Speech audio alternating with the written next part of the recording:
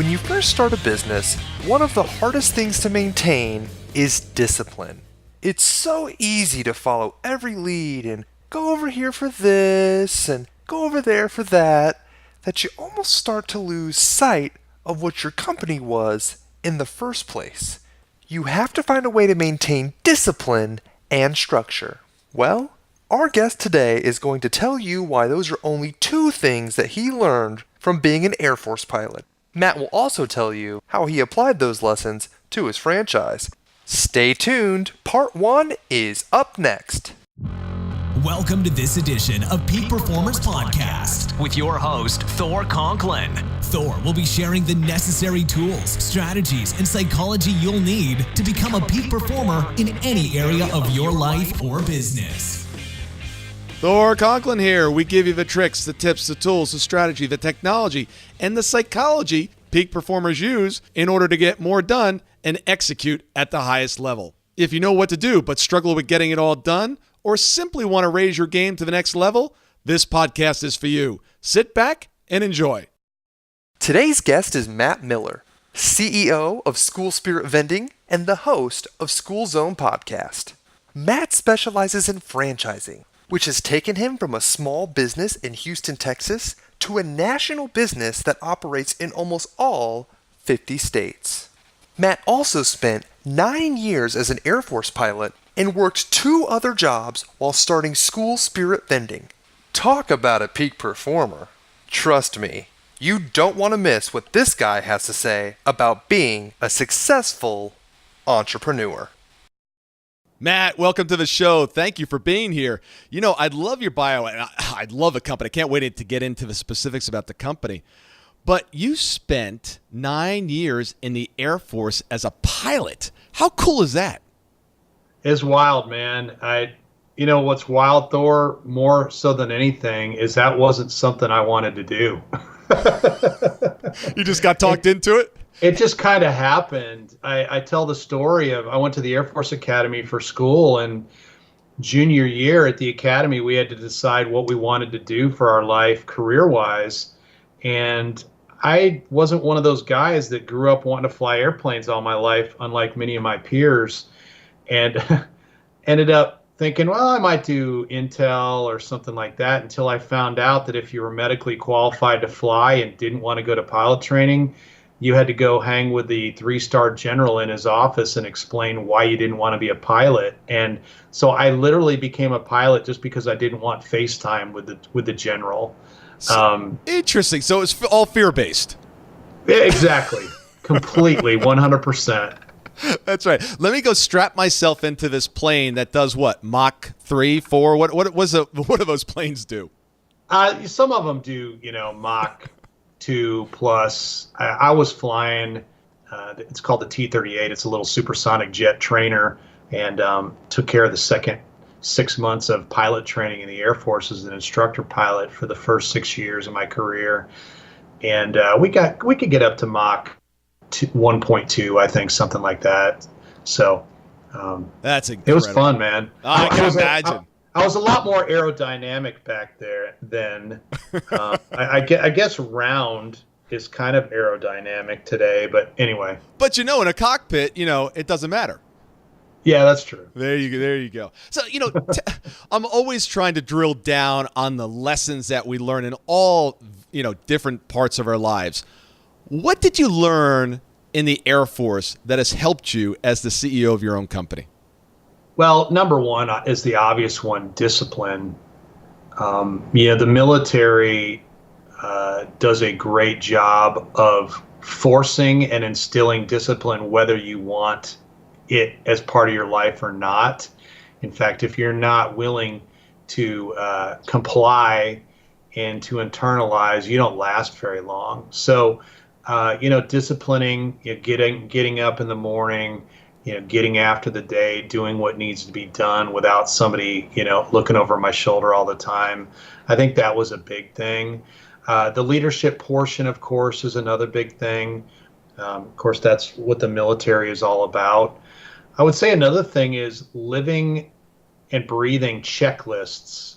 As a pilot, you've got the before engine start checklist. You got the engine start checklist. You got the before taxi. You got the taxi checklist. You got the before takeoff, the after takeoff, etc. And the reason why those are so important is because airplanes are very complex things, and when you're in the air, driving that plane, there's a lot that can happen very, very quickly. And so the checklist is there to make sure that you don't miss anything that could kill you or the people that you're flying around.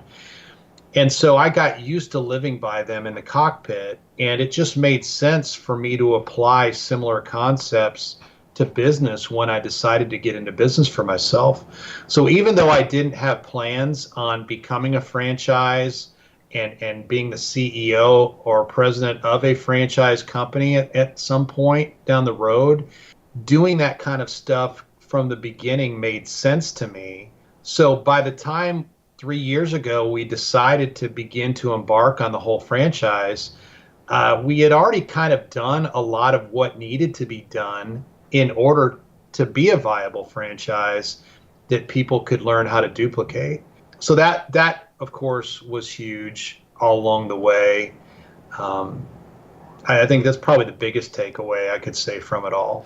And don't you have a debrief after flying as well, or that's just after missions? Yeah, a pre-brief, a debrief, etc. Yeah, it's so interesting because when you sit there, and the military is famous for this, after everything that happens, they then spend the time to debrief it and find out. Well, I was never in the military, but I'm assuming what worked, what didn't work, what do we need to do better next time? Is that pretty close? Yeah.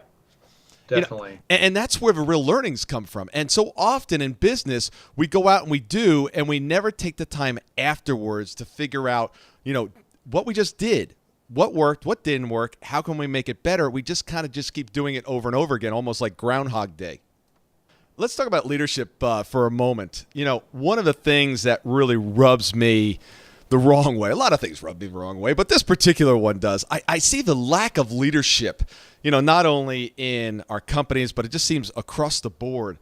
And there seems to have gone so much, we've slanted towards this, well, we need to be politically correct. We need to be, everything for everyone. We don't want to ruffle any feathers. The military doesn't worry about any of that.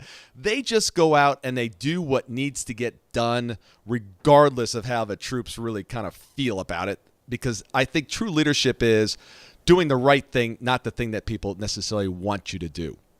Yeah, I mean, you're never going to satisfy everybody.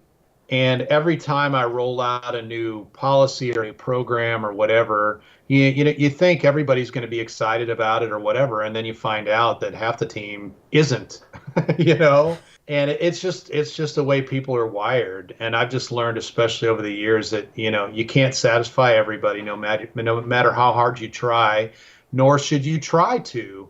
In most cases, the reason why you're a leader is because you're willing to take risk and you're willing to, plant a flag in the ground along a certain path or what have you. And in the process, others are not willing to do that. And that's why by default, you end up being where you're at. And oftentimes you're misunderstood, and what you do and why you do it is oftentimes misunderstood as well. I've also figured out over the years that being the leader can also be a pretty lonely place, because even though we've got a very informal business in a lot of ways, we're a big family in a lot of ways, by being the president, and oftentimes there's an invisible barrier that is built in the process, even though intentionally you don't have a desire for that to be that way. And so over time, you become more and more of an island if you're not careful. And that's a bad place to be, especially if you want to stay in tune with what's going on. So often as leaders, we find ourselves surrounded by a lot of people that, are our fans and telling us, yes, that's great, I love what you're doing. We also need people around us that go, Matt, that's a stupid idea. Who's that person in your life, in your business? Well, I've got thankfully a coach, and I'm also part of a mastermind. So a lot of that I get from them as I talk through what I'm thinking about doing, the struggles or challenges that we're having, et cetera. And just to have that outside group of eyes and ears that have they're in no way, shape, or form part of a business that mirrors or is even close to mine. So they've got very different perspective on the world because they come from a completely different place. That's been huge for me. In the mastermind that I meet with every week, yeah, they're like an informal board of directors. And once every month and a half or so, I have the ability for a good portion of our weekly call to kind of lay it out there in something we call man in the middle. And anything I'm struggling with or questions that I have or whatever, I get to be the center of attention and get the input of the men in that group. And that has been a game changer for me. The struggle is within our team itself and our franchisees, oftentimes they get very focused on what is impactful to them and what they need. And what they need isn't necessarily what the entire team needs. And it's oftentimes a struggle for them to understand that. Whereas I've got to take, okay, this is going to work for Joe, but if we make this decision, how is this going to impact the other 105 families that I'm responsible for as well? It's hard internally for the team to see that and understand that. Whereas on the outside and getting outside perspective, oftentimes it's a lot easier for them to look at things from my vantage point. Yeah, I love how you phrased that, the 105 families that you're responsible for. That was probably one of the most difficult, I wouldn't say lesson, but maybe life lesson, that when I started to increase the number of employees, really come to the realization that everything that we did as an organization affects not just your employee, but there's a rippling effect, their entire family. And it sounds like you feel that way with regards to your franchisees. No doubt. And we're also a very family-centric business. In fact, our first mantra is family is our foundation.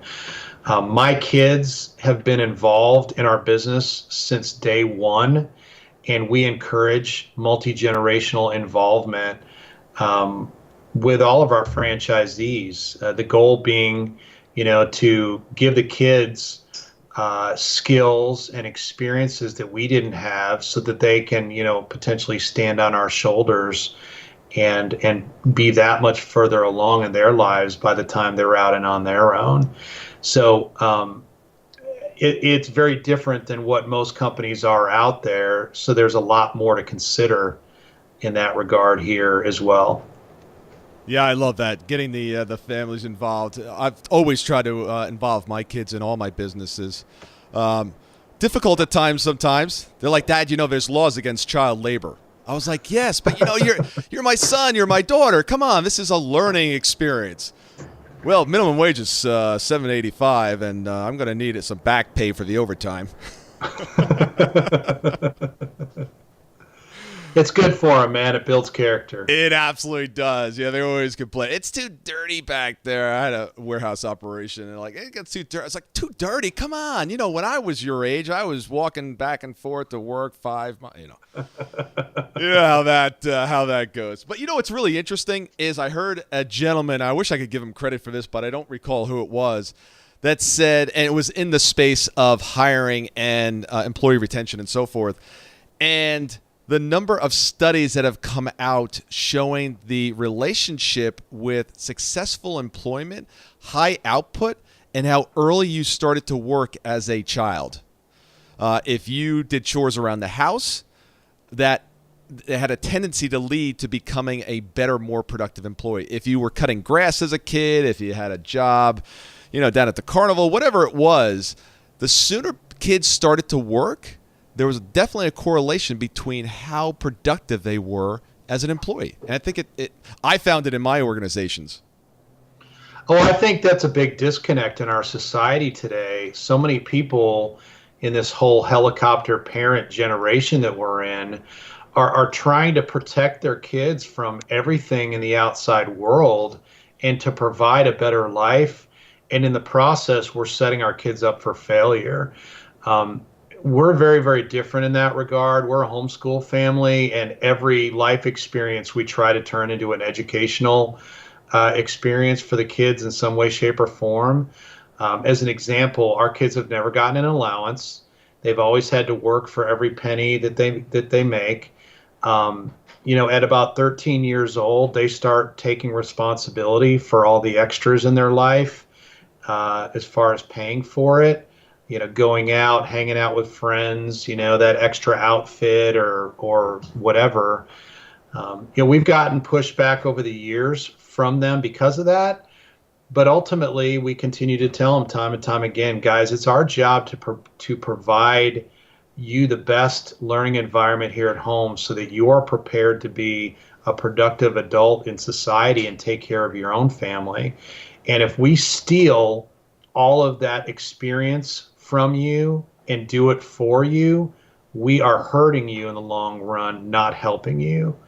You talked about kids working early in their age. My youngest daughter, Rebecca, she'll be 16 on Friday and get her driver's license. Well, back when she was 8 years old, we were going to church in a church outside of Houston. And she was in a 9-year-old class at the time, just because of the way the schedules worked out with Sunday service and Sunday school and all that. Anyway, the teacher went around one day and said, so what is something you do for your parents that you love to do to help them out? And all the kids in the class had different answers. And by the way, like I said, they're all 9 except for Becca, who was 8. And she said, mow the lawn. And all the kids in the class and the teacher stopped what they were doing, looked at her with jaws, mouth agape. You mow the lawn? They had never even thought of that, nor had their parents ever thought of that at their age. Now, we didn't put Becca out there on her own to fend for herself with the nasty old lawnmower, but we gave her the opportunity to work, supervised to begin with, and eventually she figured it out and was able to be a valuable asset in that regard for our family, instead of sitting in the house playing video games all day or on social media. And I think we sell our kids too short.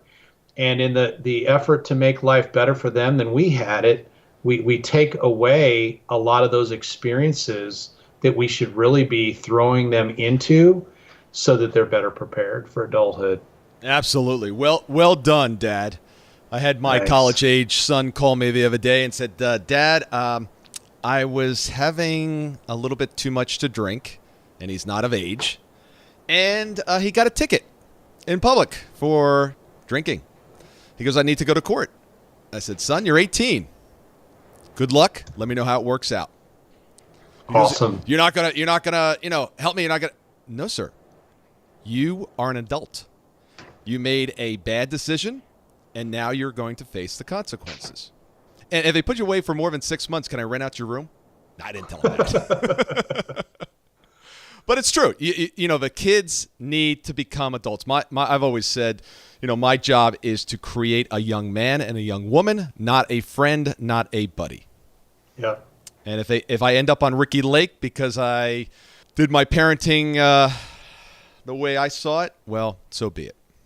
But anyway, we didn't come talk about parenting here, but thank you for that, by the way. And it's a really, really important message, because we really are raising, and I think this goes back to the leadership issue, is so many are used to others doing the hard things, and we're not developing the amount of leaders that we need to step up and get things done. Thank you so much for listening today. I really do appreciate your time, and I hope you found today's show valuable. If you would like to receive these shows automatically to your phone or to your computer, simply go to iTunes and subscribe. After listening to several of the shows, if you're so inclined, please leave us a 5-star rating, as this helps us reach additional people and spread the message.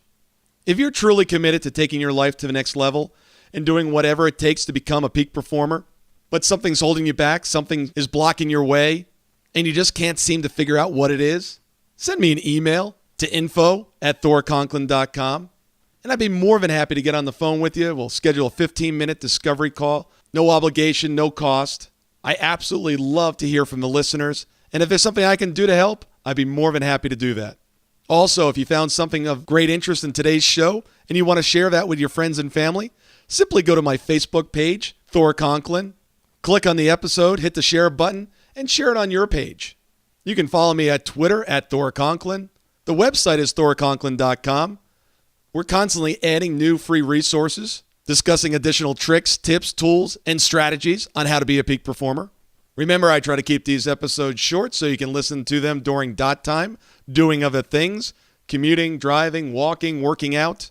Decide to be a peak performer in all that you do. And until tomorrow, have an absolutely amazing day. Keep an eye out for part 2 of our conversation with Matt, where he tells us why there's no such thing as get rich quick, as well as why you should build your business while you're still receiving a paycheck from your employer. See you next time on Peak Performers Podcast.